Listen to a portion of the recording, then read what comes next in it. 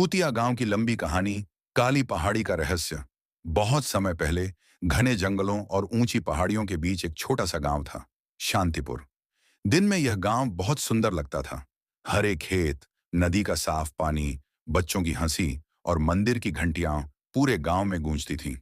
लेकिन जैसे ही रात होती, पूरा गांव डर से कांप उठता, क्योंकि गांव के पीछे एक काली पहाड़ी थी और लोग कहते थे कि वहां भूतों का बसेरा है। पहला अध्याय, अजीब आवाजें।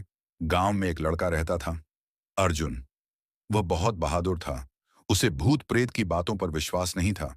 एक रात अर्जुन अपने दादाजी के साथ बैठा था। दादाजी बोले, बेटा, रात को कभी काली पहाड़ी की तरफ मत जाना। अर्जुन हंस पड़ा। दादाजी, ये सब झूठी कहानियां हैं। तभी बाहर से अचानक किसी औरत के रोने की आवाज आई। ऊं, ऊं, बचाओ। पूरा घर कांप उठा। दादाजी के चेहरे का रंग उड़ गया। उन्होंने धीरे से कहा, वो फिर आ गई। दूसरा अध्याय, गायब होते लोग। पिछले कई महीनों से गांव से लोग गायब हो रहे थे। जो भी रात में पहाड़ी की तरफ जाता, वापस नहीं लौटता। एक दिन गांव का लकड़हारा रामू जंगल गया था। सुबह उसकी कुल्हाड़ी तो मिली, लेकिन रामू कभी नहीं मिला। गांव वाले डर गए। लोगों ने रात को बाहर निकलना बंद कर दिया।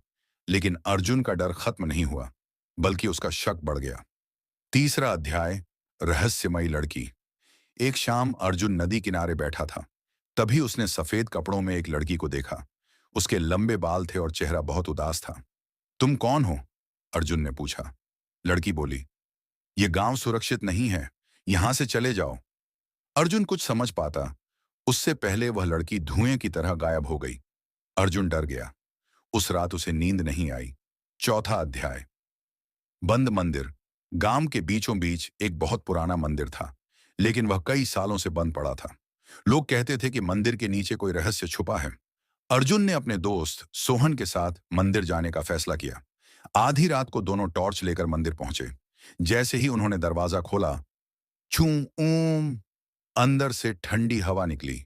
दीवारों पर अजीब चिन्ह बने थे और मंदिर के बीचों बीच एक पुरानी मूर्ति रखी थी, जिसकी आंखें लाल चमक रही थीं। पांचवां अध्याय, तहखाने का राज। मूर्ति के पीछे एक गुप्त दरवाजा था। अर्जुन ने उसे खोला। नीचे अंधेरा तहखाना था। जैसे ही दोनों नीचे गए, उन्हें किसी के पैरों की आवाज सुनाई दी। थक, थक, थक। अचानक टॉर्च बंद हो गई। सोहन डरकर चिल्लाया। तभी अंधेरे में दो लाल आंखें दिखाई दी। एक डरावनी आवाज आई, तुमने यहां आने की गलती की है। दोनों भागने लगे, लेकिन रास्ता बंद हो चुका था। छठा अध्याय, शापित आत्मा। अचानक वहीं सफेद कपड़ों वाली लड़की दिखाई दी। उसने कहा, डरो मत, मैं तुम्हें बचाने आई हूं। उसका नाम माया था। माया ने बताया कि कई साल पहले गांव के लालची जमींदार ने काली शक्तियों की पूजा शुरू की थी।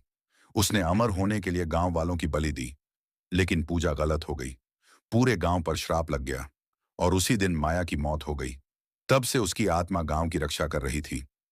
सातवां अध्याय, काली पहाड़ी। माया ने अर्जुन से कहा, अगर इस श्राप को खत्म करना है तो तुम्हें काली पहाड़ी पर जाना होगा। अगली रात अर्जुन, सोहन और माया पहाड़ी की तरफ निकले। रास्ते में पेड़ों से अजीब आवाजें आ रही थीं, कभी किसी के हंसने की, कभी रोने की। अचानक जमीन से काले हाथ निकलने लगे। सोहन डर के मारे बेहोश हो गया। आठवां अध्याय, भूतों का राजा। पहाड़ी के ऊपर एक टूटा हुआ महल था। वहीं रहता था भूतों का राजा।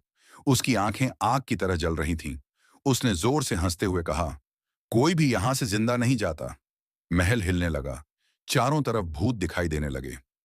नौवां अध्याय, आखिरी लड़ाई। माया ने अर्जुन को एक ताबीज दिया।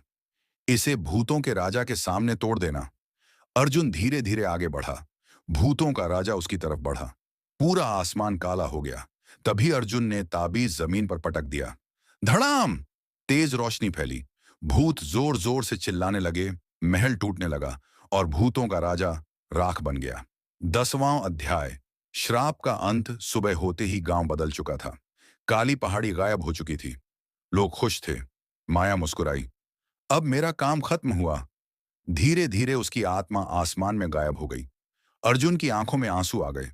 उस दिन के बाद शांतिपुर फिर कभी भूतिया नहीं बना। लेकिन गांव वाले कहते हैं, आज भी अमावस की रात जंगल से पायल की हल्की आवाज सुनाई देती है।